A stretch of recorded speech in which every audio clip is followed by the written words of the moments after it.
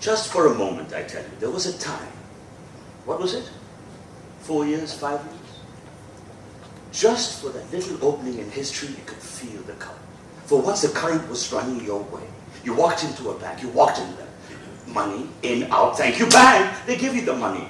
It was like for a moment we all had a vision. It was a kind of heavenly vision of how damn fast and fun it could be. And then everything slipped back to normal, the old, are you sure that's what you want to do? Wouldn't it be easy if we all did nothing at all? They always have new ways of punishing initiative. Whatever you do, they find new ways. You read this stuff in the papers. This stuff about business. You read about it. You know what I mean? I'm afraid I've stopped reading the papers. What do you mean, not altogether? It's funny. I remember my father, Dad used to say, I don't watch the news. I don't approve of it. I used to say, Dad, it's the news. It's the news, for God's sake. How can you not approve of it? But I have to admit, perhaps I am my father's daughter. I tend to think that he had a point. I don't have a television either. But that's just crazy. You're What? missing what's happening? Oh, really? In reality?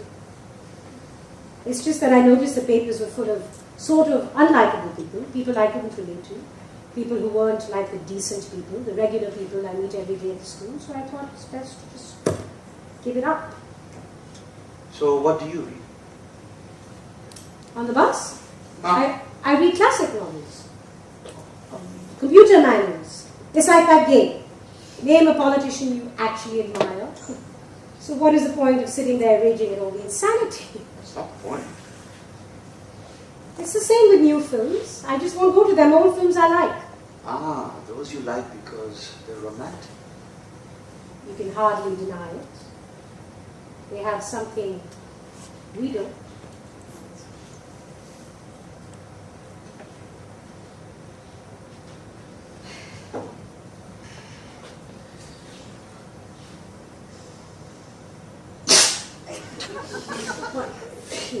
What? I mean, what are you thinking?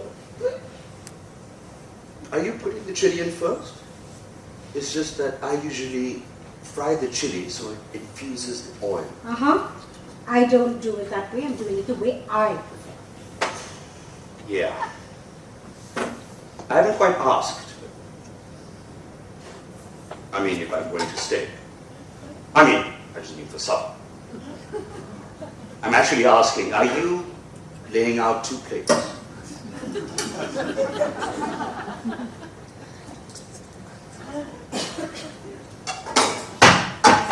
Believe me, I'm really grateful. Oh, and put the chili in first. Never cooked. Why didn't? I remember in the early days once you asked me if you could try it sometime. I was a happy waitress. Not waitress for long. I was a waitress for 45 minutes. Alice made me the boss on the spot. What a night.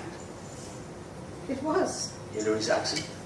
It was my first trip to London. I just walked in off the street. You were 18. Incredible. You were the same age Edward is now. I was so thrilled. And after an hour, when she came running, she said, oh, her daughter was in hospital. She'd fallen off her bike. And then she looked around and decided I could run the whole place for the night. I said, I've only just started. I've only started an hour ago. She said, I know. I've watched you. I trust you. Now you must trust me. You're going to be fine. What time was that? Do you remember? Can't have been later than 8 o'clock. Before the rush. Yes, I handled it. I did the whole thing and then I closed up. Oh, the waiters were so great. Considering I'd only just arrived and yet I was put in charge. They all said, look, we promise. There's really no need to hang on here. Just lock up the door. We're going home. But I don't know. I just had this instinct. Somehow I didn't think it was right. I can't quite explain it. I wanted to be there when Alice got back. It's funny, of course, I would have met you anyway. Surely next day, but who knows? There was something about that evening. Something to do with the evening itself. I sat alone, drank espresso, smoked cigarettes. I had this whole night to myself, this deserted restaurant, but filled with inexpressible happiness. This crazy feeling, I don't know why, but this is where I belong. And then, to their continue, towards morning she came back with you. Earlier she'd run. I'd driven like a madman from some meeting. In those days I had the jag. Crying, weeping, Not feeling quite like myself because I thought, I'm not a person who cries.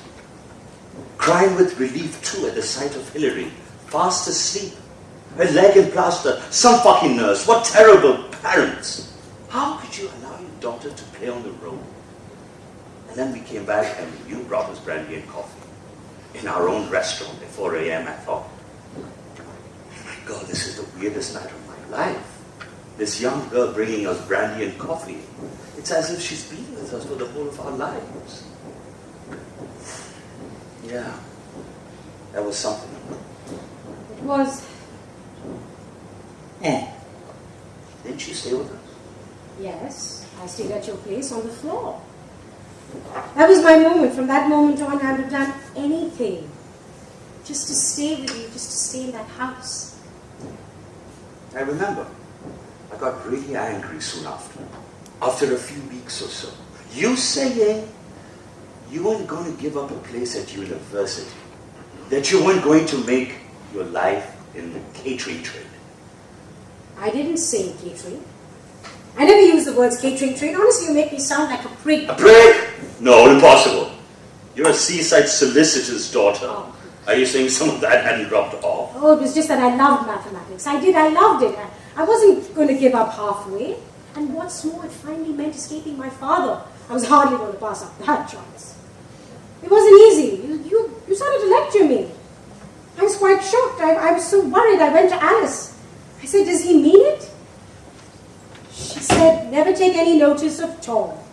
Thank you, Alice. Because even if you want to go, he knows you'll always want to come back. You gave me a place. It was there. I could count on your welcome. And I never doubted, not for a moment, that when I came back to London, there'd be a job waiting.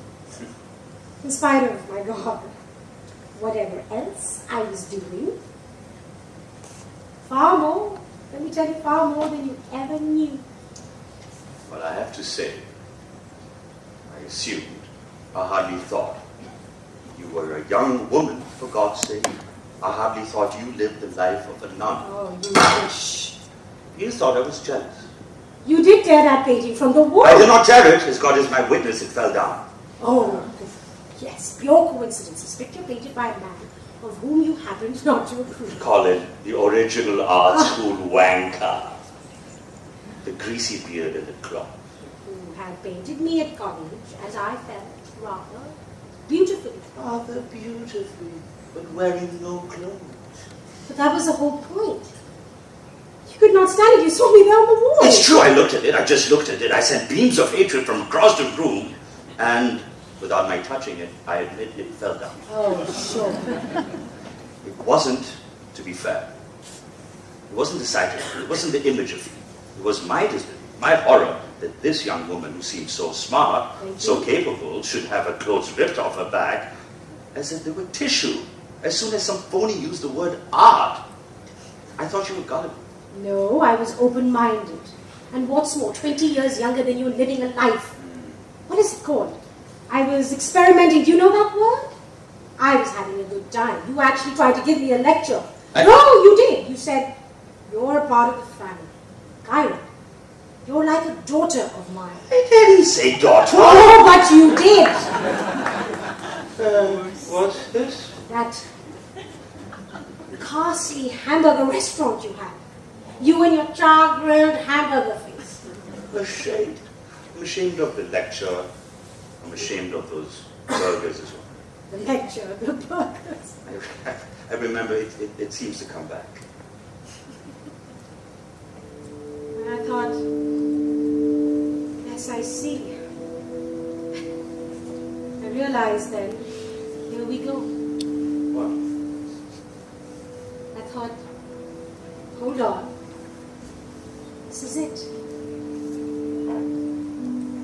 It's only going to be a matter of time.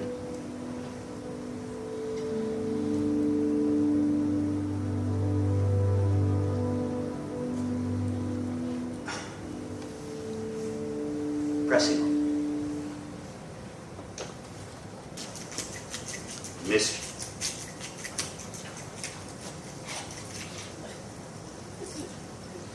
you. I missed you professionally.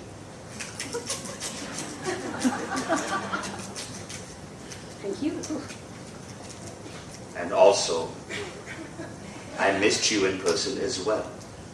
It's true, Kyra, I never got over it. Ever. What? Missed me so badly it's taken you 3 years to get back in touch? Now look. Oh, come on, Tom. Let's be serious. You don't think I've wanted to? You don't think I've wanted to call? You don't think I've wanted to pick up the telephone? You don't think I've wanted to jump in my car and bust my way through that bloody door? Then why didn't Kyra! What do you think? Because I knew once I saw you, I'd be finished.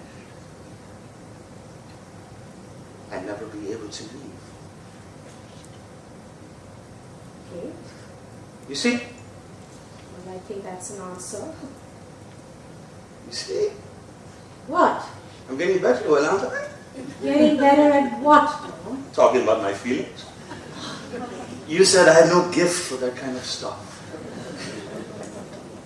As far as I remember, we had no need for it. We had no need to discuss our feelings at all. Or rather, I didn't. I could always tell what you were feeling. It never had to be said. You'd wander about your office in Chelsea. Later, we'd go home to work. We'd sit in the kitchen with Alice, and I'd spend the evening reading to your kids. I could never understand that. I still don't. You never felt the slightest sense of betrayal.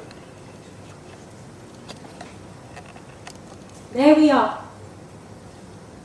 I always felt profoundly at peace. I don't know why it still seems true to me. When you have a love which for any reason you can't talk about, your heart is with someone you can't admit, not to a single soul except for the person involved. Well, then I have to say that's love at its purest. For as long as it lasts, it's this astonishing achievement, because it's always a relationship founded in trust. Seems mad to me. I know you didn't feel that. I knew you couldn't understand why I was able to go on seeing Alice, why we were always at ease, why I loved her so much. But it's a fact, I did. There we were, the three of us. It gave me a feeling of calm. You were the person I fell in love with, and as it happened, you arrived with a wife. Do you mind? Do I mind what? No, I'm just asking. What? I'm asking, will you grate the cheese?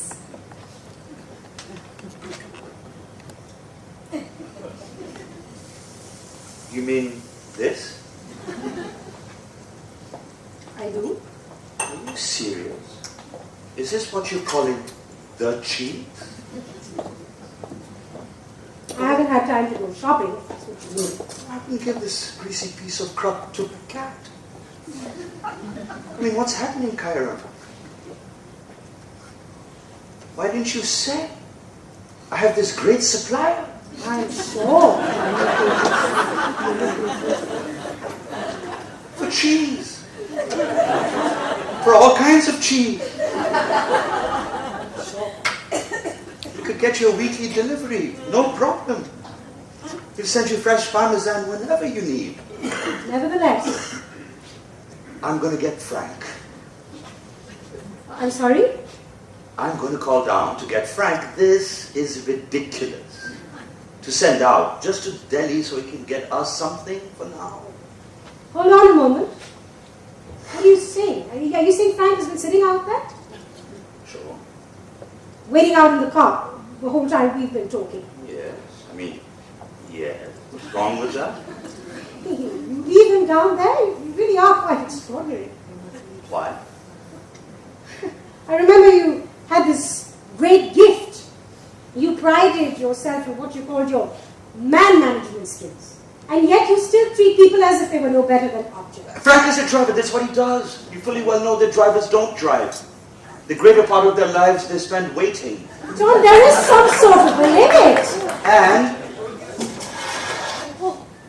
furthermore, as it happens, Frank is perfectly happy. For one, he's bloody well paid. He's sitting in a warm limousine, listening to Kiss 100 and reading what is politely called a Men's Interest magazine. Have you looked out the window? Have you seen the weather? There's snow about to come down. Don't give me that tosh! Frank is a bloody sight better off sitting in a warm Mercedes than he would be in this fucking five-store that you call your home. Oh, I mean, this was it. That was the problem. Your ridiculous self-righteousness. Huh. I mean, I knew you've always had it. But let's face it. It was only going to get worse when you decided you wanted to teach. It's got nothing to do with my teaching. It isn't to do with the work that I do. It's just a way of respecting people, John. Frank isn't people. Frank is a man doing a job. You're always salving your bloody conscience with these stupid gestures, nothing to do with what people might want. They want to be treated, respected like adults for the jobs they're paid for, and not looked down on as if they were chronically disabled, as if somehow they need help all the time. I mean, yes, this was the craziness. This was the whole trouble between business and you. You looked down always on the way we did things, on the way things are done. You never understood the nature of business, and finally that's why you had to leave. Well, I must say, I never knew that was the reason. All right, I never knew that was why I had to leave. I put it badly. Badly? You did. I thought I left you because your wife discovered I was sleeping with you for over 6 years. I mean, yes. That is what. That played a part. You should say fucking well did. It's part of the problem. Part of. Oh. But your attitude to business, you never got straight. Well. Let's face it. I knew you were going to leave. I could sense it. You were feeling it was time for a change. Tom, I thought I left because I'd warned you. All right. I warned you that I could only do this for as long as she doesn't find out. But she found out, it changed things I know you did. instantly. Instantly says it. You were gone in an hour. Out the door. Wham! With me left explaining to the other employee. Oh, really? I don't think anyone was very convinced. I had no choice. I know it sounds stupid. You work something out in your own mind, and when something changes, the balance is gone. You no longer believe your own story, and I'm afraid that's the moment to leave. I heard you moved. Yes, we did that quite quickly. We moved when Alice was starting to get ill.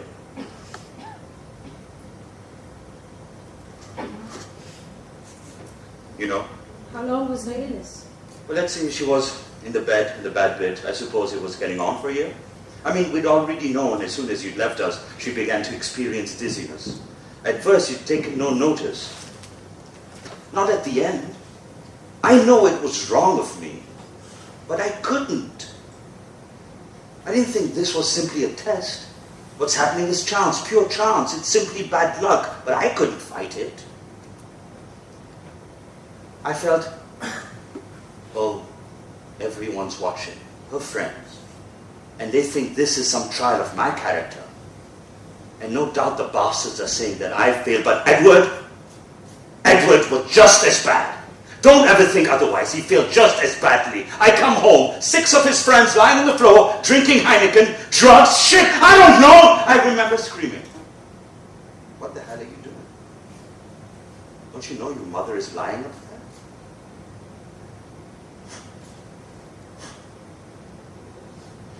Every day this fury that you had walked out. That you had walked out and left me to handle this thing. I used your memory.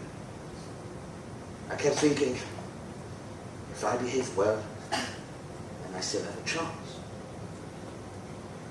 Chance? A chance? What sort of chance? If I behave well, then maybe Kyra will come back. But she ran and left us.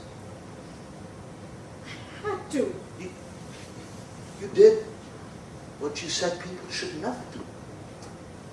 I had no choice. I had to get out of Alice's way and make a new life of my own. And this is it? Kyra, please, tell me. Kyra, please tell me. What exactly are you doing here?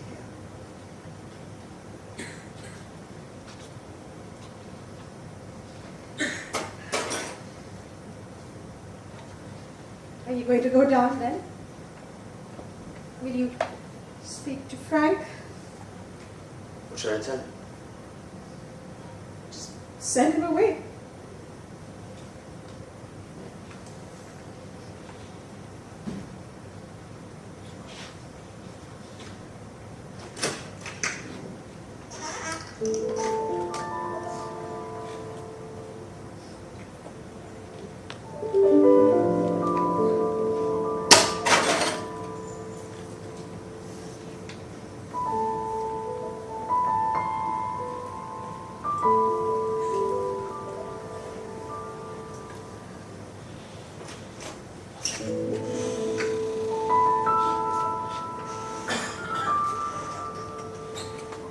He's gone.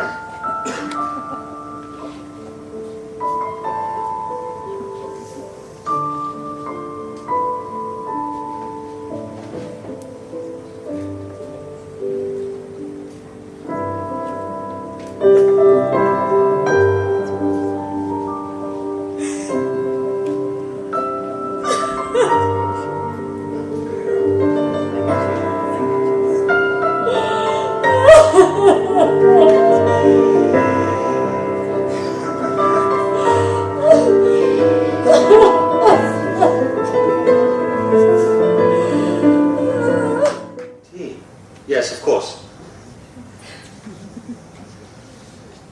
I don't know, it sounds silly. There's something, an idea of the future that to me seems important. Well, I have an idea of the future as well. Do you? Yes. Yes, loosely, I mean. Future, doing a job, I mean, something that I love, something I believe in. Why does that bother you? Because of a feeling. Something which happened to Alice. Something which happened right at the end. You know how I first met her? I saw her modeling in a magazine. I said, oh look, it's Audrey Hepburn.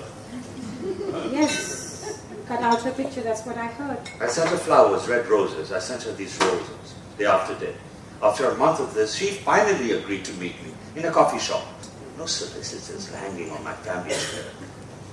If you come ordinary, I promise you one thing. You're spared the sentimental illusion that ordinary people can teach you anything. Really? Well, this is so interesting. How you're so threatened. Me? Of course. By what? I remember, as soon as quite a normal person is praised, a waiter, a chambermaid, and someone who's doing a quite lowly job, you become like a dog on a leash. You can't wait for them to do something stupid. Great, found your moment to bite. What am I meant to say? It's only the truth. You want me to lie? I remember saying that Frank did his best to hide it, but beneath it all, he was really quite bright. You said, oh, come on, Kyra, let's face it. There's a reason why he's a driver. Frank? I talked to Frank. I asked him how Tottenham are doing. What? Who Cindy Crawford is sleeping with. Oh, really?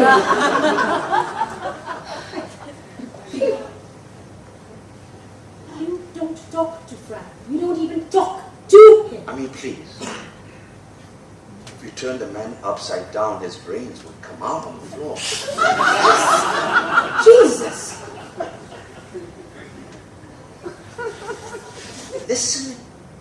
Listening to the stuff you've been telling me.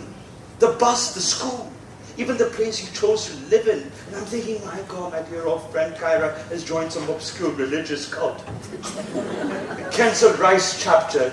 She's performing an act of contrition. You say, Lord goodness, everything's psychological. That I can't be happy unless I've come to terms with the things that I've done. But your whole life is an act of denial. It's so bloody obvious. You know what it's called? Throwing Teddy in the corner. You're running so fast, you don't even know you're running from. Oh, running.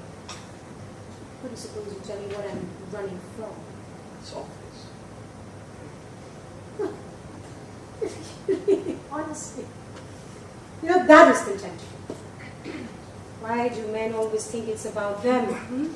Because in this case it is. Oh, I'll say this for you. You've always known procedure. You've always known the order in which things should be done. You fuck me first. Then, you criticize my lifestyle. Ah, Kyra. Oh, doing it the other way around would be a terrible tactical mistake. Fair enough. I mean, if you started out by calling me weak and perverse, if you told me I was fleeing from you, no, but the great restaurateur always knows the order. You never serve the pudding before the fucking soup. I only refrain from commenting because you have a first-class degree, for God's sake. Really? You came out on top of your year. I can't see anything more stupid, more tragic than you sitting here, throwing your talents away. Oh, am I throwing them? I don't think so. Anyone who worked for me, if they saw what you were doing with the gifts God gave you, they would be so bloody furious. Would they? Of course. You could be teaching at any university. They'd take you today, anywhere you'd like. But of course, for you, nowhere is good enough except somewhere which is not good at all. Only in this country. Only here in this country, it's thought to be a crime to get on. Anything rather than achieve. What do you call achieve? Sitting in North London, spinning your wheels out of stubbornness, out of sheer goddamn female stubbornness. Female! That's an odd choice of word. You see, I'm afraid this is typical. That people should need to ask me why I'm helping these children. I'm helping them because they need to be helped. Everyone makes merry, discussing motives. Of course she does this. She works in the East End. She does it because of her lack in herself. She does it because she's unhappy. Oh, she does it because she doesn't have a man. If she had a man, she wouldn't need to do it. Do you think she's a dyke? Do you think she's fucked up? Oh, she may be an Amazon. Oh, a crazy weirdo to choose to work where she does. Well, I say, what the hell does it matter why I'm doing it? The reason is hardly of primary importance. I'm doing it because if I didn't do it, it wouldn't get done. I'm tired of these sophistries. Tired of these right-wing fuckers. They wouldn't lift a finger themselves. They work contentedly in their offices and banks, and now they sit pontificating in Parliament, in papers, impugning our motives, questioning our judgment. Why? Because they themselves need to feel better about themselves by just putting down everyone whose work is so much harder than theirs. You only have to say the words social worker, probation officer, counselor, for everyone in this country to sneer. Do you know what social workers do every day? They clear out society's drains. They clean out the rubbish. They do what no one wants to do, what no one is willing to do. For that Christ, do we thank them? No. We take our own rotten consciences and wipe them over the social worker's face and say, fuck! I did the job, of course I did it. Oh, excuse me, I didn't do it like that. Well, I say fucking do it. Journalists, politicians, talk to the adults, hold the families together.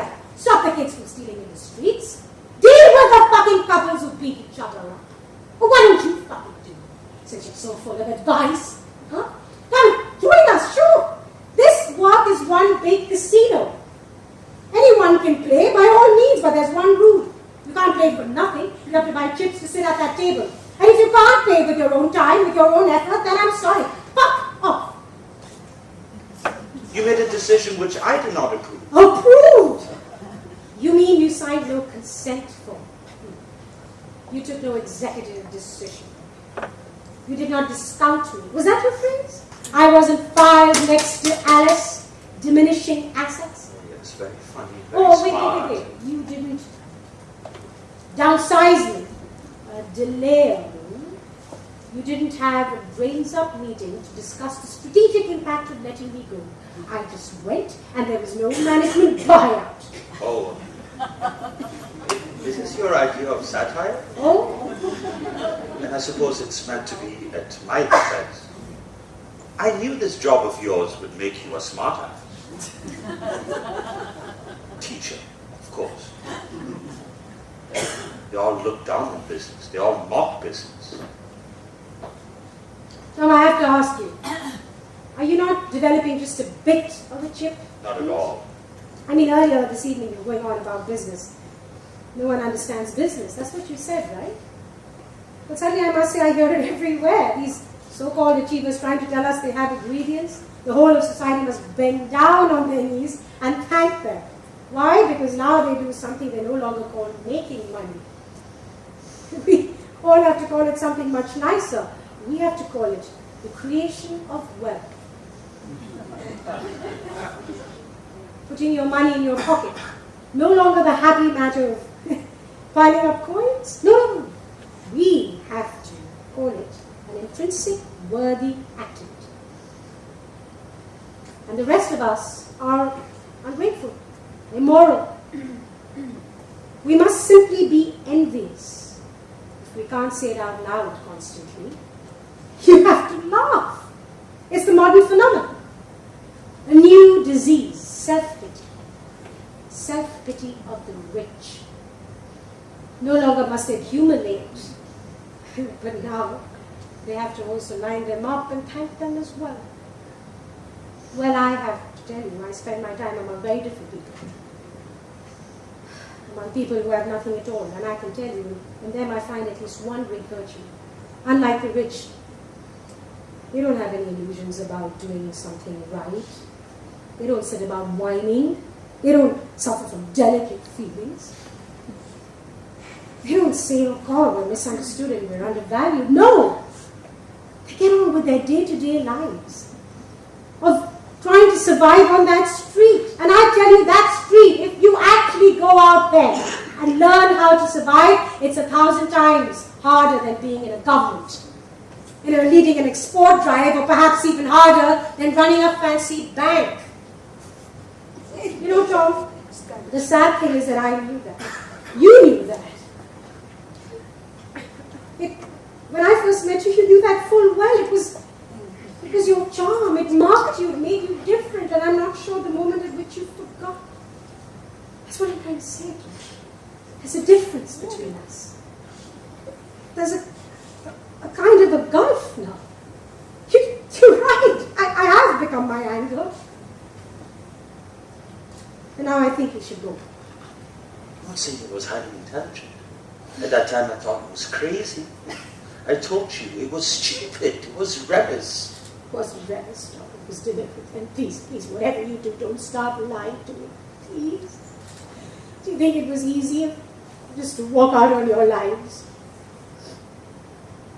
Every day I thought of the wreckage of what it must have done to Alice and you, but I couldn't stay, okay? I couldn't just breeze into Alice and tell her in my mind, I never betrayed you. You'd always have our everlasting love and respect. Did you think, Tom, we could have been happy? You and me? Happy like murderers, perhaps. I would have been thinking that one thing. I asked him never to do it. He just went and did it, didn't he? Oh, no. I love you. I still love you, for God's sake. There's no one more I love. I'm not. But Alice is right. You never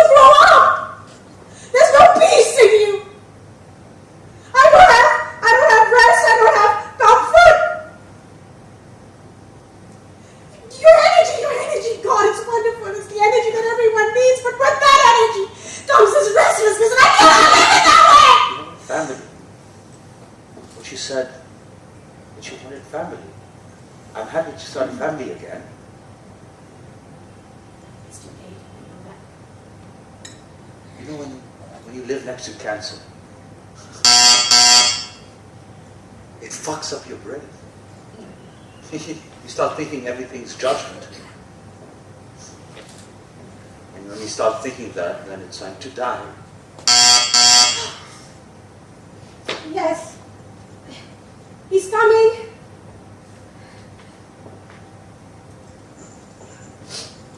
Your whiskey.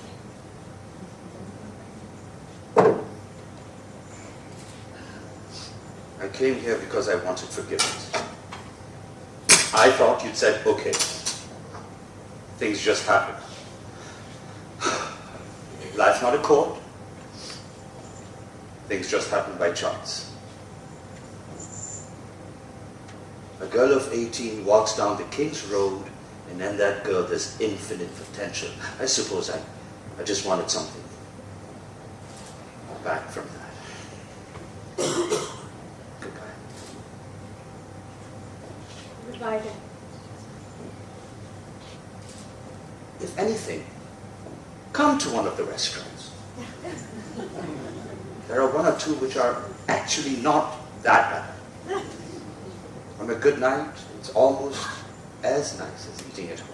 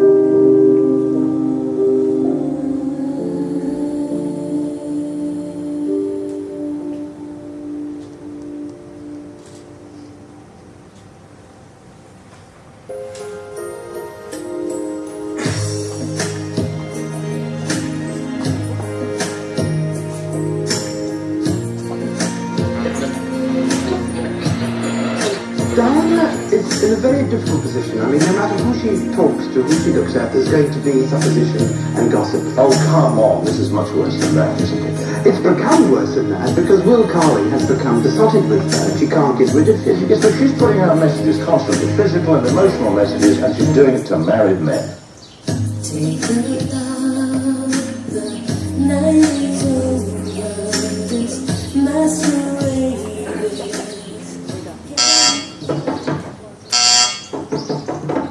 Oh God! Who is it?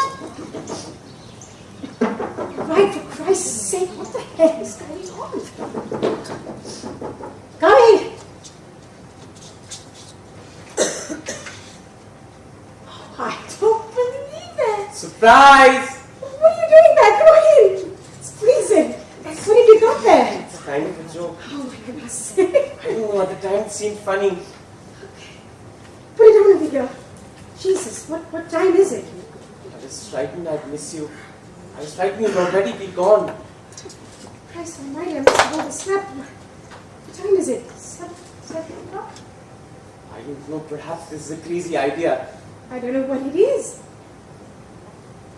Ta-da! I brought you breakfast.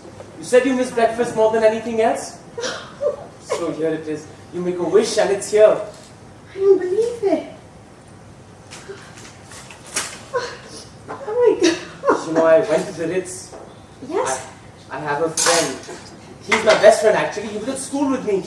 He works in the kitchen. Oh, really? Let me help you. Oh my God. And he smuggled me all this stuff. All this silver.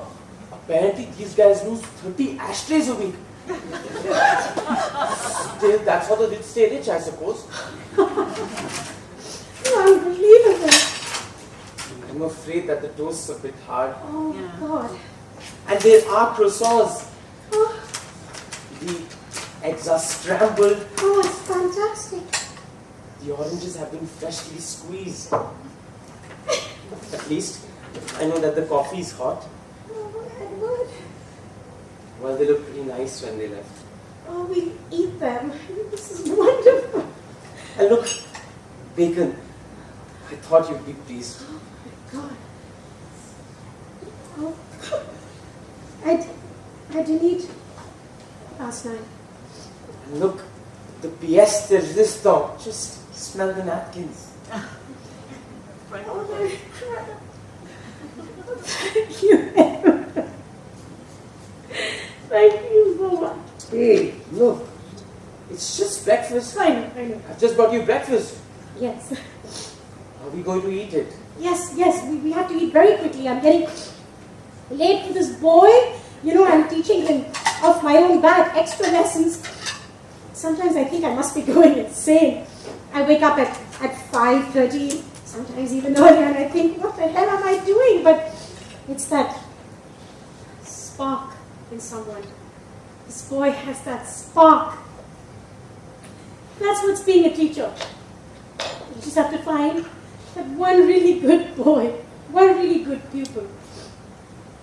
And that's what a teacher is. I'm waiting.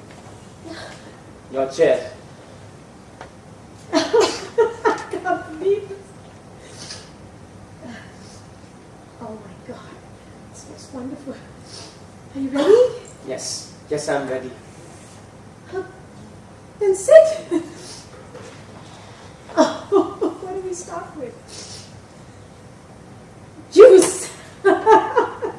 Why don't I get you some glass?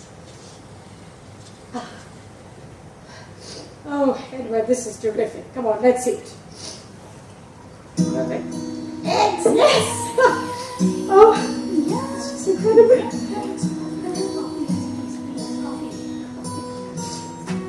What do you think? Are you doing breakfast? How was your girlfriend? How's your girlfriend? How many Frankfurt is this week?